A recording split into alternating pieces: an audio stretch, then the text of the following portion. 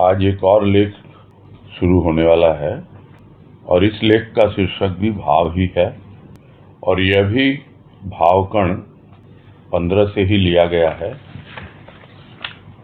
और इसी शीर्षक से एक के बाद एक यानी 2 लेख उसी पुस्तक में प्रकाशित हुए थे। तो भाव की बातें तो कल काफ़ी हो चुकी हैं और भी होंगी आज भी। और भाव एक ऐसा शब्द ही नहीं है, एक ऐसी अनुभूति है कि इसके बारे में जितनी बातें कर लो उतनी ही कम है। तो और बातें न करते हुए हम इसमें यही समझना चाहेंगे, देखना चाहेंगे कि भाव से संबंधित सुलोचना बाई अर्थात मौसी जी के क्या भाव हैं। शुरू करते हैं। कह रहे हैं, तेरा भाव, तेरी सत्ता, तेरे दर्शन, तेरा सामीप्य, तू ही तू, मैं तुझी में खो जाऊं, अणु अणु में तेरी अनुभूति पाऊं। तू ज्योति है, मैं दीपक हूं। तेरी ज्योति इस जीवन में जलती रहे और प्रकाश फैलता रहे। तेरा मेरा एक रूप, एक रंग, एक कर्म, एक धर्म। जब तू समाया हृदय में तो मैं तू बन गया।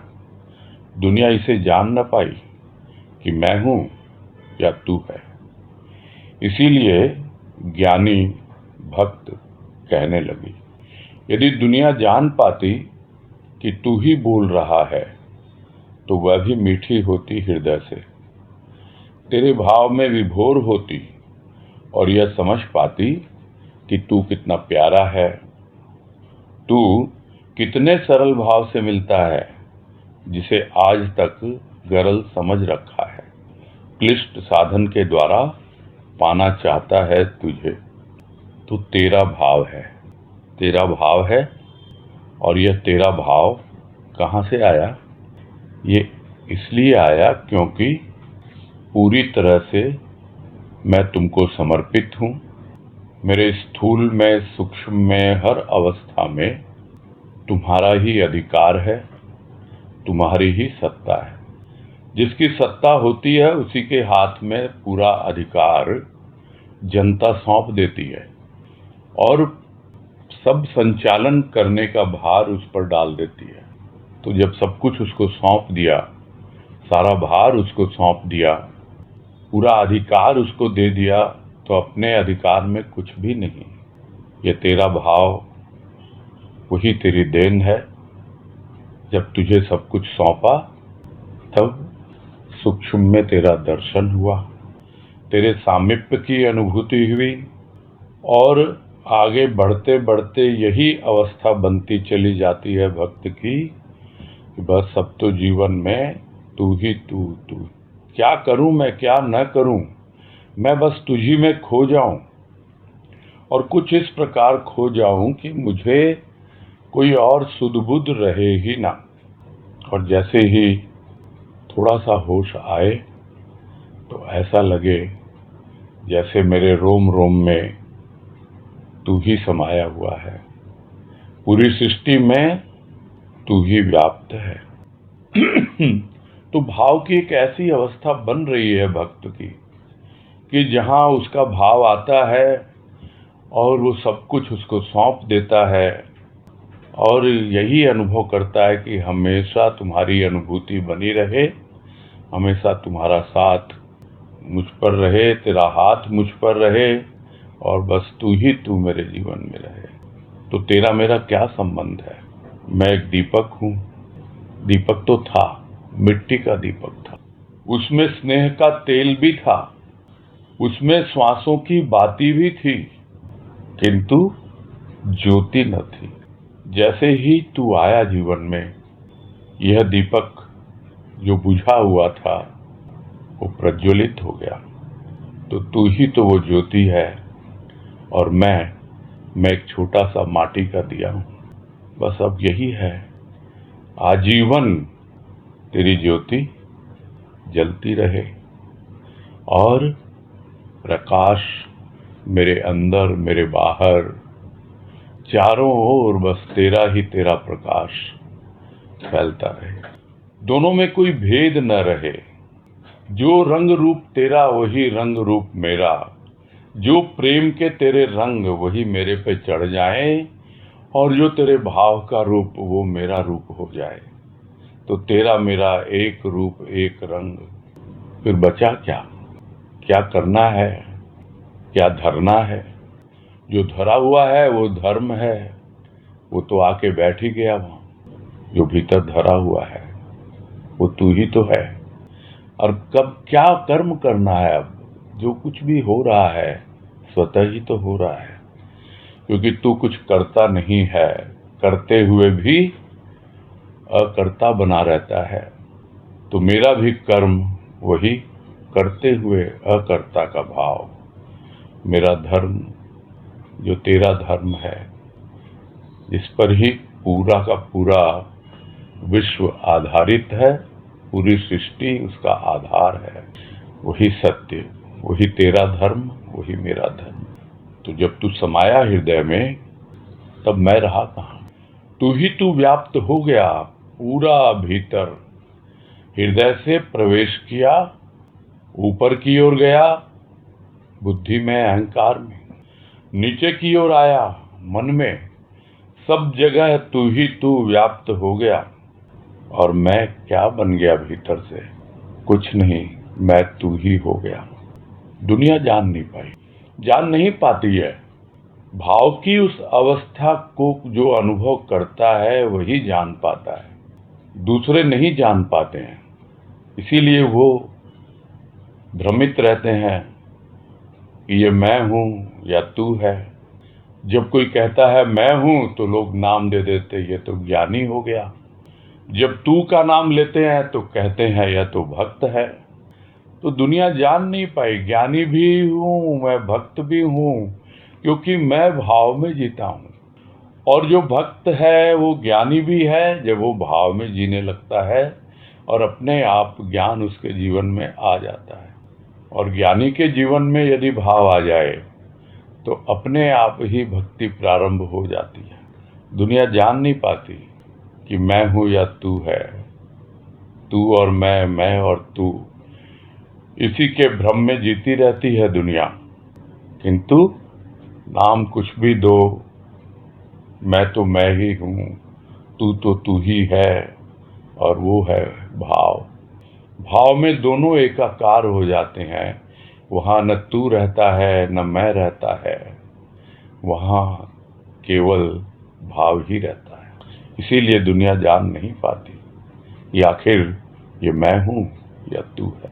यदि दुनिया जान पाती कि बोलने वाला कौन, तू ही तो बोल रहा है, और अगर इसको समझ पाती कि तू ही तो बोल रहा है, तो उसके हृदय में भी वही रस घुलता, उसका हृदय भी उस मिठास का अनुभव करता, वो भी तेरे भाव में विभोर होती और समझ पाती, अनुभव कर पाती जो मैं कर पा रहा हूं, कि तू कितना प्यारा है, कितने सहज और सरल तरीके से भाव की अनुभूति दे देता है, भाव की जागृति कर देता है और भाव में बहा देता है। किंतु लोगों ने उसे बहुत कठिन समझ रखा है तो ये सरल, किंतु गरल समझ बैठे हैं कि भाई जैसे कोई विषपान करना पड़ेगा। गरल यानी विष। अरे ये तो अमृत है, इतना सहज रूप से यह अमृत पान कर सकते हैं, किंतु लोग समझते हैं कि यह तो बड़ा कठिन है, तो विष के समान। भाई विष तो शिव जी ने धारण किया था, और हम शिव तो है नहीं, हम तो जीव हैं, हम कैसे इसका विषपान कर सकते हैं। और इसी गलत फहमी में वो भाव को मुंह नहीं लगने देते। कितना कठिन है, अरे भाव बहुत कठिन है, बहुत मुश्किल। अरे इतना सरल। जब भाव में कोई विभोर होगा, जब उसमें मस्त होगा, उसका रसपान करेगा, तभी जान पाएगा कि यह कितना सरल है। तो क्या सरलता से मिल सकता है? विश्वास नहीं होता, और विश्वास नहीं होता इसलिए क्लिष्ट साधन अपनाता है, कठिन कठिन तपस्याएं करता है, न जाने तुझको पाने के लिए कौन से मार्ग चुनता है जो कंट का किरण है, यानी कांटों से भरे हुए हैं। अरे तुमने तो हरी हरी दूब बिछा रखी है, पांव पड़ने ही नहीं देता जमीन पर। इतनी कोमलता जब भाव में अनुभव में आती है तब लगता है कि तुझे पाना कितना सरल है। किंतु लोग समझते हैं क्या इतना सरल है? बहुत सरल है। यदि एक बार यह विश्वास हो जाए कि उसके भाव को अनुभव करना, कि ये भाव इतनी सरलता से मिल जाता है, तो फिर ये सारे उल्टे सीधे धंधे बंद हो जाए उसके।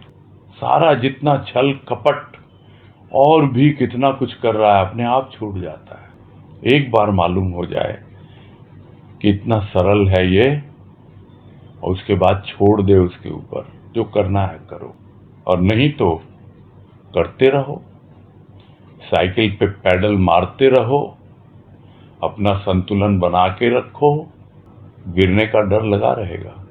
लेकिन जैसे ही भाव आता है एकदम सहज रूप से संतुलित जीवन सरल ढंग से चलने लगता है, पैडल मारना बंद हो जाता है, सहजता से आगे बढ़ता चला जाता है जीवन। तो कोई अगर समझ पाए, दुनिया अगर जान पाए कि तू कितना प्यारा है, तेरा भाव कितना सरल है, कितनी सरलता से मिलता है, तब जाकर के उसका जीवन सुधरे, और नहीं तो वो क्लिष्ट साधन में ही उलझा रहेगा। आगे कह रहे हैं, भाव एक अवस्था विशेष है जिसका प्रभाव सारे लोक को आनंदमय बना देता। जिनके हृदय में तू समाया वे ही मुक्त हुए प्रकृति के जंजाल से, क्योंकि प्रकृति सदा तेरी दासी। जिसके हृदय में तेरी प्यास है तू सदा उनके पास है। मन बुद्धि श्रद्धा विश्वास की बात नहीं, भक्ति कर्म की भी बात नहीं, क्योंकि जहां इनका भान है वहां तेरा भाव नहीं। तेरा भाव तो इन सब से ऊपर है। भाव सजाता भक्ति को, रसपूर्ण बना देता जीवन को, कर्म में उत्साह भर देता। विश्वास करना नहीं होता, जहां भाव वहां विश्वास बन जाता है। श्रद्धा करनी नहीं, स्वतः हो जाती है। जैसे ऋतु के आने पर फल फूल स्वतः फूलने फलने लगते हैं, ऐसे ही तेरे भाव में ये सब स्वतः ही सुंदर बन जाते हैं। तो है अवस्था विशेष, तो है ही भाव। और उस अवस्था विशेष का जब अनुभव करता है कोई भी प्राणी, तो उसका प्रभाव अवश्य ही पड़ता है। यानी भाव का प्रभाव जहां जहां पड़ता है वहां वहां आनंद अपने आप आ जाता है। तो सारे लोक को आनंद में बना देता है, पूरी सृष्टि को। तो भाव तो बनाने को तैयार है, कोई उसको अपनाने को तैयार है? यही तो विडंबना है, यही तो सोचना है कि उस अवस्था विशेष तक पहुंचने के लिए क्या हमारी प्रस्तुति है। प्रभाव पड़ता है भाव का, और उसकी पहचान यही है कि हमको एक अलग किस्म के आनंद की अनुभूति होती। अभी तक जो भी हमने अनुभूति की है आनंद की, किसी भी रूप में, किंतु जब भाव आता है तो उसी अनुभूति का एक ऐसा रूप प्रस्तुत कर देता है। हमने अनुभूति की है आनंद की, जब हमारा बच्चा आता है हमारे पास और हमसे गले मिलता है, किंतु जब भाव की अनुभूति होती है तो वही बच्चा गले मिलता है तो ऐसा लगता है जैसे मेरा प्रभु मुझसे गले मिल रहा है। वो आनंद अवर्णनीय हो जाता है। तो भाव एक ऐसी अवस्था बना देता है कि जहां पर जो कुछ भी आपको अनुभव में आ रहा है वो आनंद दे जाता है। तो जिसके हृदय में समा गया तू, तो वही मुक्त होते हैं इस प्रकृति के जंजाल से। प्रकृति का क्या जंजाल है? वही सुबह उठे, ये करना वो करना, दिन भर पूरा एक हमारा पूरा दिन इस प्रकृति के इशारे पे ही तो चलता है। हम ध्यान ही नहीं देते कि प्रकृति किसके इशारे पे चल रही है। हम इस प्रकृति के ही जंजाल में उलझे रहते हैं। हम समझ नहीं पाते प्रकृति किसकी दासी है। अरे प्रकृति तो उसकी सेविका है, उसकी दासी है, और हम भी उसके दास हैं। तो फिर हम उदास क्यों हैं? उदास इसलिए है क्योंकि अभी हम उस जाल में फंसे हुए हैं, उस प्रकृति के जाल में। स्थूल प्रकृति का जाल दिनचर्या में आता है, सूक्ष्म प्रकृति का जंजाल वो अलग है। किंतु जैसे ही भाव आता है, अपने आप ही सब कुछ सुधर जाता है। तो जिसके हृदय में है इस भाव को पाने की प्यास, यानी उस भाव की प्यास है। पानी की प्यास तो सबको लगती है, और भी तरह तरह की प्यास होती है। यह प्यास सूक्ष्म की है। सूक्ष्म में भी लोगों को बहुत तरह की प्यास होती है, किंतु वो उस प्यास को स्थूल वस्तुओं से पूरा करने का प्रयास करते हैं।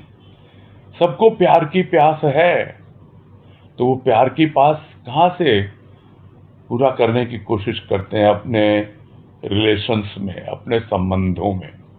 किंतु जब वही प्यार प्रभु से होता है, तब पता लगता है कि यह प्यास ये तो बड़ी निराली है, तो बड़ी अलग है। तो वैसे ही भाव की प्यास है। तो जिसके हृदय में है प्यार की प्यास, वो हमेशा अनुभव करते हैं कि तू कभी उनसे दूर नहीं है, क्योंकि तू है अब कौन? तू भाव ही तो है।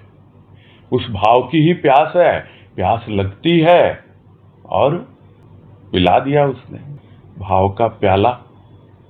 अब हो गया मतवाला। क्या बचा? कुछ नहीं।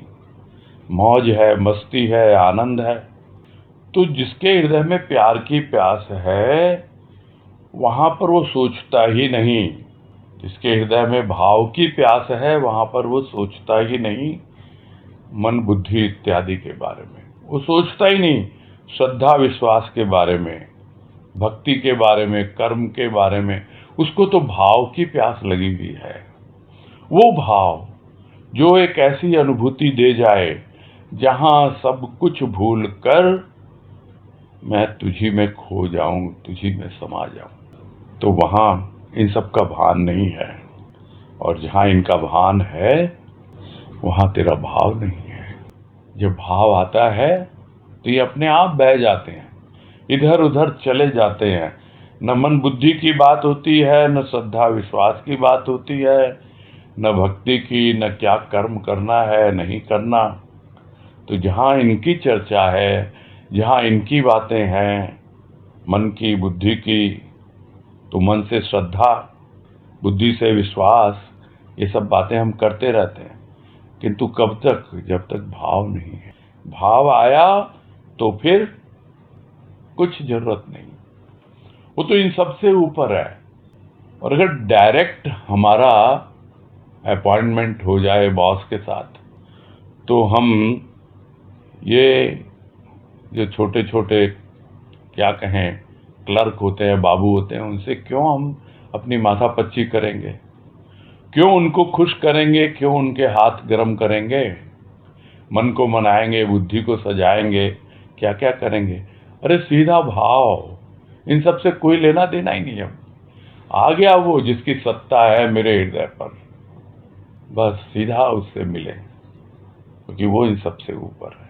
और जब आ जाता है भाव, जब वो लौटता है, तब पता लगता है कि अरे अब तो भक्ति सज गई। पहले भक्ति अलग रूप में थी, जैसे ही भाव आया इसका रूप ही बदल गया एकदम। कितना रस आने लगा भक्ति में, कितना रसपूर्ण हो गया यह जीवन।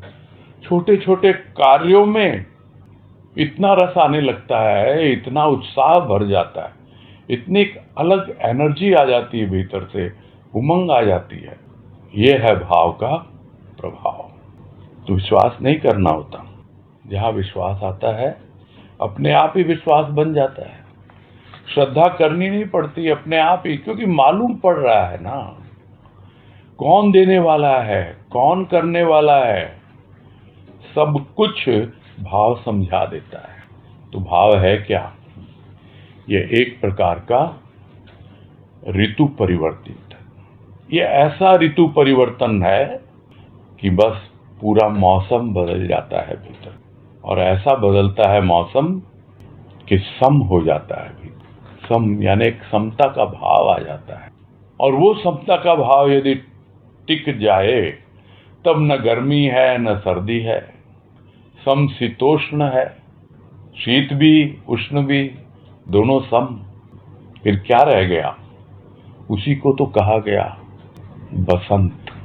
और कहा गुरुदेव ने, बसंत कब आया? जब संत आया। तो वो संत किस रूप में आया? वो आया भाव रूप में। तो अपने आप ही ऋतु के आने पर जैसे फल फूल सब कुछ एकदम, देखते हैं बसंत ऋतु। बसंत ऋतु को क्या कहा गया है? भगवान कृष्ण ने तो गीता में कहा, ऋतुओं में मैं बसंत ऋतु। उसको कहा गया ऋतु राज, उसी की सत्ता है, उसी का राज्य है, और वो है भाव की ऋतु। जब भाव की ऋतु आती है, बस ठहर जाता है भाव, सब कुछ बदल जाता है। तो ऐसे ही तेरे भाव में ये सब कुछ परिवर्तित हो जाते हैं, इनका रूपांतर हो जाता है। जो कुछ भी भीतर का खेल है वो सब कुछ सुंदर लगने लगता है, अच्छा लगने लगता है। लगता है देखो मुझ पर कितनी कृपा हुई है सद्गुरु की, कि उसने मुझे अपने भाव से पूरी तरह ओतप्रोत कर दिया। आगे कह रहे हैं, तू मेरे जीवन में भाव बन गया, अन्यथा एक साधारण जीव के रूप में था यह जीवन। यह शरीर रूपी खोल में तेरा भाव उर्मियां लेने लगा। कभी मैं तेरा पुष्प हूं, कभी तेरा बालक, कभी मैं तू बन गया, कभी मुझको ही तू रूप में देखता हूं, कभी तुझ में ही मेरी स्थिति। तेरा नाम मेरे हृदय का प्यार बन गया, तेरी मूर्ति मेरा देवता बन गई, तेरे भाव मेरे प्राण बन गए। प्रकृति की प्रत्येक प्रभात मेरा श्रृंगार बन गई। रोज नित्य नए भावों से सजाता है तू। न उस दिन का ख्याल है कि मैं आया था तो रोया था, और न उस दिन का भय है अर्थात मौत का, कि जाऊंगा धरा से तो आंखों से आंसू बहाने पड़ेंगे प्रकृति से विदा लेने के लिए, या पीड़ा भोगनी पड़ेगी। न यह लोक न वह लोक, यहां तो केवल तू है, तेरी चर्चा है, तेरे सिवा अन्य कोई भाव नहीं। प्रकृति ने 5 तत्व का तन दिया, किंतु तन देने के पूर्व तू था, और जब यह प्रकृति तन लेगी तब भी तू रहेगा। इसलिए निर्भय हूं। यही तो आकर्षण है तेरा मेरा। तभी तो कहता है, बह जा, बहकर आओ मेरे पास। यह न कह कैसे पाऊं, कैसे गाऊं, कैसे रिझाऊं। तेरा मेरा आकर्षण अद्भुत है जो दिखलाई नहीं देता। श्वास का तार भी जब दिखलाई नहीं देता तो फिर तेरा मेरा आकर्षण कैसे दिखलाई देगा? तू बुलाता है तो समीप जाता हूं, तू गुनगुनाता है तो मैं गाता हूं, तू खिलाता है तो मैं अर्पित होता हूं। तेरे मेरे बीच कोई पर्दा नहीं, तू ही मैं ही तू। यही है तेरे मेरे भाव की साधारण सी झलक। कहने को पैराग्राफ लंबा है और ये इसका अंतिम पैराग्राफ भी है, किंतु इतना भावपूर्ण अभिव्यक्ति है, क्या कहा जाए। तो तू कौन है भाई, ये तो बता जा। मतलब बताऊंगा क्या? मैंने तो पहले ही बता दिया मैं कौन हूं। मैं भाव हूं। तो अब तू मेरे जीवन में भाव बन के ठहर गया। अब वो संत आया तो वो बसंत हमेशा के लिए ठहर गया। तो तू मेरे जीवन में भाव बन गया। अब नहीं तो क्या था ये जीवन, साधारण एक जैसे दुनिया जीती है वही जीवन, कि तू जैसे ही तू आया यानी भाव आया, जीवन बदल गया और तू मेरे जीवन में भाव के रूप में अनुभव में आने लगा। और इस शरीर रूपी खोल में तेरा भाव उर्मियां लेने लगा। एक होती है लहरें, ऊंची नीची बहुत। तो साधारण जीव का जीवन वो होता है जहां ऊंची नीची लहरें होती हैं, कभी दुख की कभी सुख की। किंतु ये भाव की लहरें उर्मियां, उर्मियां यानी बड़ी मीठी मीठी छोटी छोटी लहरें होती हैं, उनको उर्मियां कहा जाता है। उनमें ज्यादा उद्वेलन नहीं होता, न तो बहुत नीचे जाती है न बहुत ऊपर उठती है। एकदम सहज रूप से एक लहरें सी भीतर उठती रहती है। एक ऐसा वाइब्रेशन, एक ऐसा कंपन वो भाव भीतर देता रहता है। कभी लगता है मैं हूं क्या, मैं तो तुम्हारे द्वारा तुम्हारे गुलशन में खिलाया हुआ, इस सत्संग रूपी गुलशन में खिलाया हुआ एक छोटा सा पुष्प हूं, तुझी को अर्पित होता हूं। कभी क्या लगता है अरे मैं तो तेरा बालक हूं। और तू क्या कहता है, तू कहता है कि ये सब क्या तू बातें कर रहा है, तू अनुभव कर कि तू कौन है। तो कभी मैं तू बन जाता हूं और कभी मैं अपने आप को ही तुम्हारे रूप में देखता हूं। क्या खेल है ये। कभी तुझ में ही मैं स्थित हो जाता हूं, अपने आप को भूल जाता हूं, और कभी तुमको पूरा का पूरा अपने में समा लेता हूं। तो तुझ में मेरी स्थिति, मुझ में तुम्हारी स्थिति। तो तेरा नाम है क्या, भाव है तेरा नाम, प्रेम है तेरा नाम। अरे वो भाव ही तो है जो मेरे हृदय का प्यार बन गया। तेरे भाव से मुझे प्यार है, मेरा यही तो संसार है। बहती हुई इस धार में मेरा यही तो आधार है। ये भजन की पंक्तियां याद आ गई। तू ही तो मेरा आधार बन गया, तू ही मेरा प्यार बन गया। तेरा नाम, तेरी मूर्ति एक सामने है। कौन देवी कौन देवता पता ही नहीं, बस तू ही तू है। तेरी मूर्ति मेरे लिए देवता बन गई और तेरे भाव मेरे लिए प्राण बन गए। श्वासों में आ रहा है भाव, प्राणों का आधार बन गया भाव। भाव आ रहे हैं, अभाव दूर हो रहे हैं, सहज रूप में जीवन व्यतीत हो रहा है। सुबह होती है, प्रकृति सृष्टि को सजाती है और जो अलग अलग रंग बिखेरती है वही मेरे अंतःकरण पर छा जाते हैं, मेरा श्रृंगार बन जाती है। एक एक नई सुबह नया भाव लेके आती है। रोज रोज तू मुझे नए नए भावों से सजाता है। अब उस दिन का ख्याल नहीं आता। जो बीत गई सो बीत गई, जो बात गई सो बात गई। अब है नहीं कि मैं उसको याद करूं कि जिस दिन आया था मैं तेरे पास कितना रोया था। उसका ख्याल नहीं है बिल्कुल अब। और न उस बात का ख्याल है, उस बात का भय है कि जिस दिन जाऊंगा इस दुनिया से तो फिर आंखों में आंसू होंगे नहीं। एक तृप्ति होगी, एक संतोष होगा, एक शांति होगी, परम शांति। क्यों क्यों आंसू नहीं बहाने पड़ेंगे, क्यों पीड़ा नहीं भोगनी पड़ेगी? क्योंकि ये शरीर है, ये किसने दिया? प्रकृति ने दिया। जब तक रहा यहाँ शरीर के खोल में, इस लोक में, तो क्या था यहाँ? सिर्फ तेरी चर्चा, तेरा भाव, तेरे सिवा और कुछ है ही नहीं। और जब मैं जाऊंगा यहाँ से उस लोक में, तो वहां पर भी तो तू है। तू कहाँ नहीं है? तो मुझे किस बात का भय, किस बात की चिंता? अरे प्रकृति ने दिया ये पंच भौतिक शरीर, किंतु इस शरीर देने के पहले भी तू तो था ना इस दुनिया में, और जब शरीर ले लेगी प्रकृति तब भी तो तू रहेगा ही।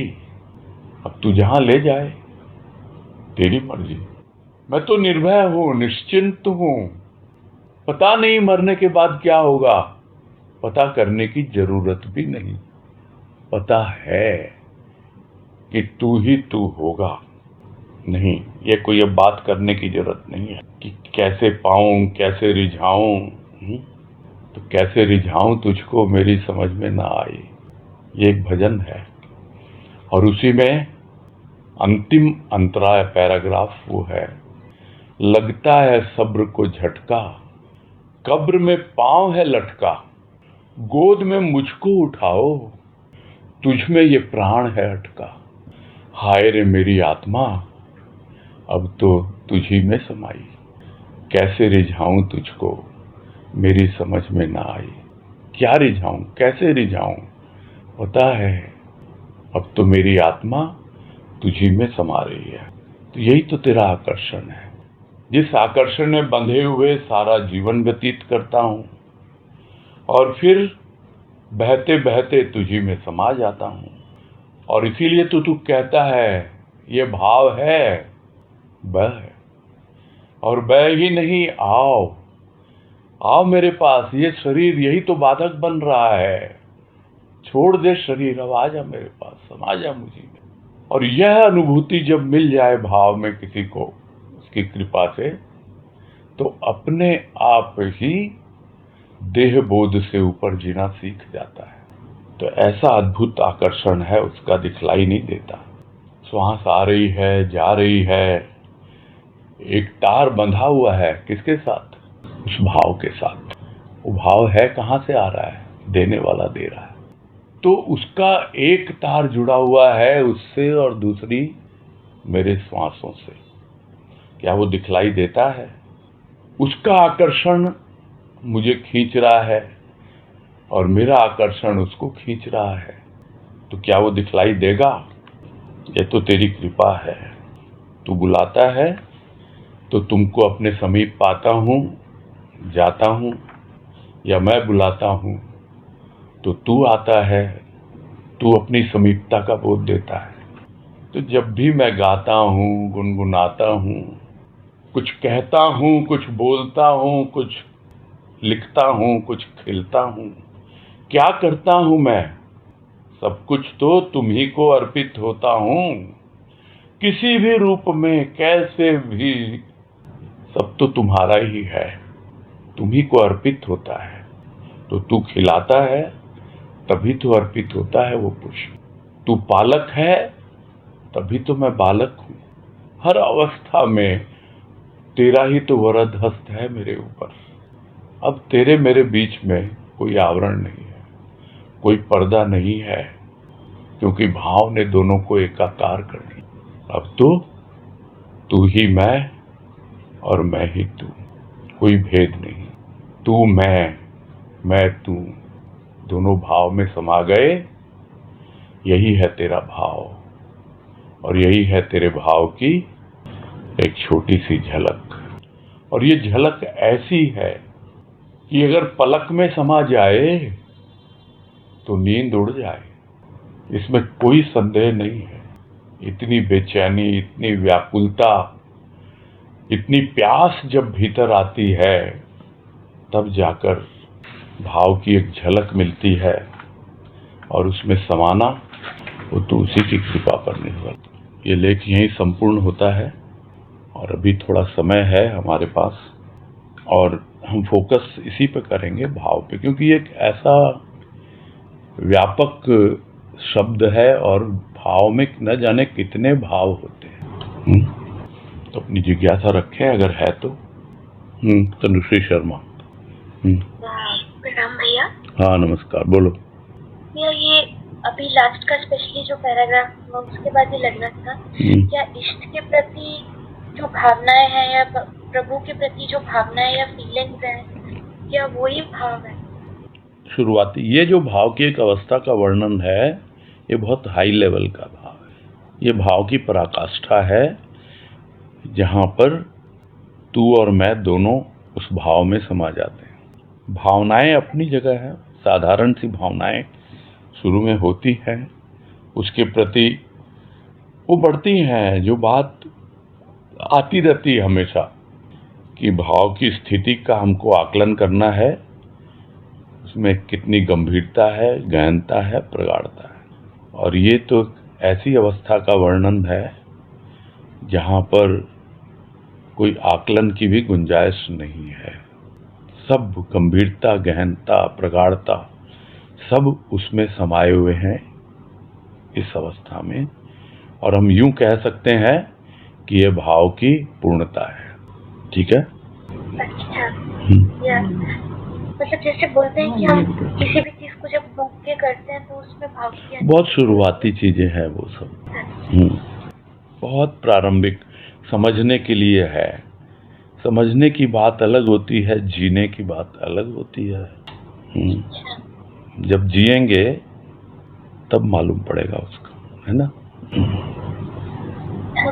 एक बात आई कि जैसे प्रकृति सुबह अपने रंग बिखेरती है सूर्योदय के समय, और हमारे भीतर भी उसी प्रकार नए नए भाव के रंग आते हैं। तो मतलब ऐसे अलग अलग कलर्स हैं, अलग अलग फीलिंग्स हैं।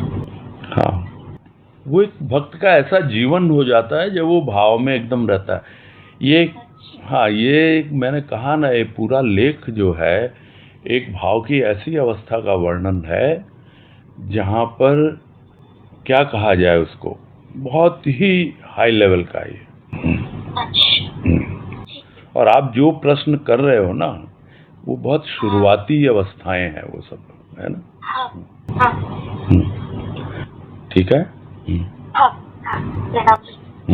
हरिओम। शारदा तुलसियान। प्रणाम भैया। हाँ नमस्कार, बोलिए। हाँ भैया, एक ये शब्द आया बहजा, इतना टच किया है ये शब्द। और ये भैया क्या कुछ दिन ऐसा अंदर से निकलेगा क्या ये? हाँ जी, अंदर से निकलता है। सब कुछ बहा के ले जाता है। मतलब जो अस्सी जी ने भाव को बहा भी कहा है पिछले जो लेख में जी, कि भाव है क्या, बह आओ तो बह कर आ जा। यानी वो हमारे भीतर से ही आवाज उठती है कि मुझे अब बहना है। जी, प्रेरित कर रहे हैं यहाँ, बह जा। बह जा। आपका इष्ट प्रभु आपको बोल रहा है बह जा और बहकर आओ, मेरे पास आओ। ठीक है? हाँ जी। सुनीता जालान। हेलो, बोलिए। आवाज नहीं आ रही है? आवाज आ रही है ना? मेरे को नहीं आ रही थी इसके लिए। हाँ, अब आई है। हाँ, बोलिए। हाँ भैया, मैं एक ये बात समझना चाह रही थी कि जैसे बता रहे हैं इसमें कि सरल भी, मतलब बोलता भी भाव में तू ही है, तू ही सब कुछ करता है। जब ये अवस्था होगी तो भाव की एक अलग अवस्था होगी। तो भैया क्या ये बस कई बार तो ऐसे लगता है वो बोलता है, लेकिन याद रखना पड़ता है बार बार कि तू बोल रहा है, तू बोल रहा है, तू बुलवाएगा, तू ही करवा रहा है। तो फिर धीरे धीरे जब अवस्था ऐसी हो जाएगी तो क्या वो फिर याद नहीं करना पड़ेगा कि अपने आप होता रहेगा उसके भाव? हाँ, शुरू में थोड़ा सा कॉन्शसनेस रहती है, ध्यान रखना पड़ता है। धीरे धीरे अपने आप ही जो बातें होती रहती है ना, कि हम यही अनुभव करेंगे जो गुरुदेव ने भी कहा है, कई प्रवचन में कहा है कि ये जो सामने आप देख रहे हैं माइक्रोफोन है, उसके पीछे कौन बोल रहा है? आपको दिखेगा कि मैं बोल रहा हूँ, बोलने वाला, है ना? वैसे ही है ये जो मेरा मुंह है ना, ये माइक्रोफोन की तरह है। वो मेरे भीतर बैठा हुआ वो बाबा बोल रहा है। ये गुरुदेव कई जगह कहा है उन्होंने, वही है। तब वो ऐसा लगता नहीं है, फिर वो चीज़ें बड़ी सहज हो जाती हैं, क्या कहें उसको, एफर्टलेस हो जाती है। पहले थोड़ा बहुत तो एफर्ट डालना पड़ता है। ठीक है? ठीक बात है ना। हाँ भैया, हरिओम। माला पोद्दार हाँ बोलिए। कहती है प्रकृति के प्रत्येक प्रभात मेरा श्रृंगार बन गई। जी, इसको थोड़ा सा और क्लियर। ये भाव की अवस्था है। रोज सुबह उठते हैं, नए नए भाव मिलते हैं। प्रकृति अपनी जगह श्रृंगार करती है सृष्टि का, और नए नए भाव मेरे भीतर की प्रकृति का श्रृंगार कर रहे हैं। यानी मेरा पूरा अंतःकरण, मन, बुद्धि, चित्त, अहंकार, यह जो मेरी आंतरिक प्रकृति है उसका श्रृंगार कर रहा है ये भाव। यही मतलब है। हाँ, हरिओम। सुधा जैन, कोलकाता। अनम्यूट करिए इनका। मैं जी अनम्यूट नहीं कर पा रही हूँ। फिर शकुंतला जी को दीजिए, शकुंतला झुंझुनवाला। हेलो। हाँ, अभी किया, हो गया उनका। हरिओम। हरिओम भैया। नहीं, अभी हाँ उनसे बात कर लेते हैं पहले, सुधा जैन से। हाँ बोलिए। बोलिए। अभी इतनी भाव की अवस्था की बातें सुनते हैं तो फिर ना ये जो कर्म पूजा होती है, जो भी अपने घर में पूजा होती है, व्रत होती है, उनमें मन नहीं लगता है। उन्हें मतलब ये जब घर की जो पूजा होती है, सुबह फूल लगाते हैं, शाम को चढ़ाते हैं, तो वो खेल जैसे लगने लग गया है। अब ये भाव आता है कि जैसे हम बचपन में खेलते थे गुड़िया से, वो वाले भाव आते। तो क्या कहीं हम कर्म से क्या आरक्षी हुए हैं कि ये भाव है, आप अच्छा लगने लग रहा है, जो आप भाव की बातें कर रहे हैं वो भाव, उस भाव अच्छा लगने लगे कि कर्म पूजा अच्छी हो, पता नहीं चल रहा है कि क्या क्या चीज है। नहीं, वो सीमित तो हो जाता है। पहले जो आप बहुत ज़्यादा उसको ऊपरी पूजा को महत्व देते थे, अब उसमें भाव जुड़ जाता है। तो वो एक आपकी दिनचर्या तो है ना, आप कोई खाना पीना थोड़ी छोड़ दोगे। तो जैसे आप भोजन करते हो रोज, वैसे ही आप जो करते रहे हो, यानी प्रभु के सामने एक दीपक जलाना, धूप बत्ती जलाना, वो तो करते ही रहोगे। थोड़ा भाव और जुड़ जाता है उसमें। ऐसा नहीं है कि आप उसको छोड़ दोगे, है ना। मन नहीं करता तो क्या खाने का मन नहीं करता? भोजन तो करते हैं हम, सारा कुछ तो हमारा नॉर्मल चलता रहता है, तो उसको हम क्यों अलग ढंग से देख रहे हैं? सब में भाव जुड़ता है। भोजन ग्रहण करता है कोई, जो भाव में रहता है उसका अलग ही स्वाद ले लेके अपने ढंग से वो भोजन करता है, पूरा एंजॉय करता है, उसको आनंद उठाता है उसका। वैसे ही है, भले ही कुछ भी कर रहे हो उसका रस लेना है। भाव हमको रस लेना सिखाता है ना। ठीक है ना। नहीं, ये आप सहज होइए ना उसके साथ। भाई करते रहे हैं, कर रहे हैं अभी भी। मैं तो आपको बोला ना कि पहले भोजन करते थे कि नहीं, अब भी करते ही हैं। तो भोजन के लिए प्रश्न क्यों नहीं उठ रहा आपके मन में? भोजन अब बड़े चाव से करते होंगे, बड़ा आराम से डूब के चबा चबा के खाते होंगे। पता नहीं मुझे कैसे करते हैं, लेकिन जो कुछ भी हम करते रहे हैं उसको और हम बल्कि भावपूर्ण ढंग से करेंगे। समय ज़्यादा लगाना जरूरी नहीं है, समय भले ही थोड़ा सा लगाएं, लेकिन भाव जुड़ जाता है उसमें। मैं तो इतना ही कहूँगा, है ना। और छोड़ने की जरूरत नहीं, छूटना है तो छूट जाएगा, वो एक अलग इशू है। वो सहज रूप से होगा। मन में जब आपके होगी नहीं कोई भी उस तरह की बातें, जब पूरी तरह से आप अंदर एकदम प्रेम और भाव से भर जाओगे तो अपने आप ही छूट जाता वो। ऐसा भी नहीं है, फिर वो उसका ख्याल ही नहीं आएगा कि भाई मेरा तो छूट रहा है या क्या हो गया। वो तो एक वाणी में भी कहा है गुरुदेव ने कि देखो इन प्रेम के पुजारियों को, जिनकी पूजा हो गई बंद, तो उनके लिए तो प्रेम ही पूजा बन गई। वो ऊपरी पूजा उनको महत्व नहीं है उसके लिए। इसका मतलब ये नहीं कि हम पूजा छोड़ देंगे यदि हम प्रेम के पुजारी हो गए, तो वो स्वतः छूटेगी अगर वैसी स्थिति बनती है तो। और नहीं तो क्या लगता है, सारा जीवन सब कुछ तो हम कर ही रहे हैं ना। क्या परिवर्तन आया? परिवर्तन तो भीतर का आया है, ऊपरी चीजें तो सभी हो रही हैं, क्योंकि हम गृहस्थ में हैं तो सब तरह की बातें वैसे ही चलती रहेंगी। हम तो उसके भाव में रहेंगे, उसके प्रेम में रहेंगे, उस पे ही फोकस करना, उसी पे ध्यान रखना है। मेरी समझ में तो यही होना चाहिए।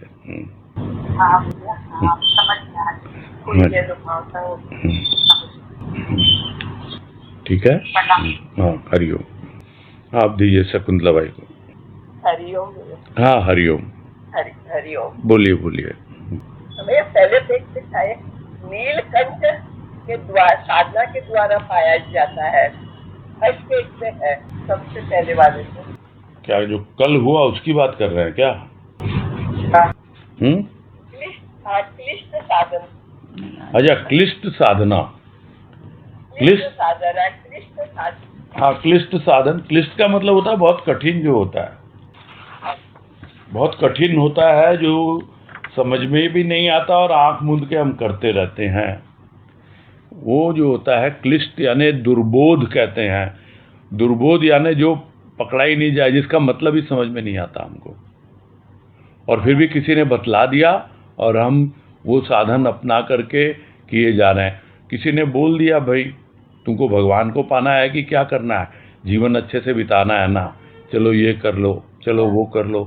कोई कुछ भी बोलता रहता है, तो बहुत कठिनाई से ही ऐसी ऐसी साधना में लग जाते हैं लोग उसको पाने के लिए, जबकि ये भाव इतना सरल है, इतना सहज है, उसको नहीं अपनाते हैं। यही कहना चाह रहे हैं कि पाना तो चाह रहा है, लेकिन क्लिष्ट साधना यानी क्लिष्ट साधन अपनाकर बहुत कठिन है और समझ में भी आने लायक चीज़ें नहीं है। बहुत सी ऐसी बातें होती है, लेकिन आंख मूंद के लोग करते हैं कि भाई हमारे गुरु ने बताया है, हम तो जिसके चरण में है वो उन्होंने तो यही साधन बताया। भाव तो बहुत सरल है, इसमें कुछ करना नहीं है ना।